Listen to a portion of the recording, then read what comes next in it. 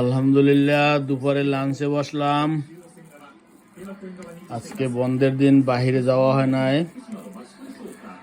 এটা কি মরিচ ভর্তা মাখাইলাম নাকি এটা? তারপর কাঁচা কলা, সিম, তারপর হলো কালো জিরা, তারপর লাউ শাক। হঠাৎ করে এত ভর্তা কেন জানি না, চলতেছে। শুরু করলাম ইত্যাদি মাছ, সাথে মুরগির মাংস। আমি দিন বেলা ভাত খাই, হাতে চেয়ে মজার খাদ্য এই জগতে নাই। মাছে ভাতে বাঙাল আমি, ভাতেই তৃপ্তি পাই। চাইনিজ বলো, পাস্তা বলো, ভাতে বিকল্প নাই। আমি ভেতো বাঙাল তাই এক মুঠো ভাত চাই।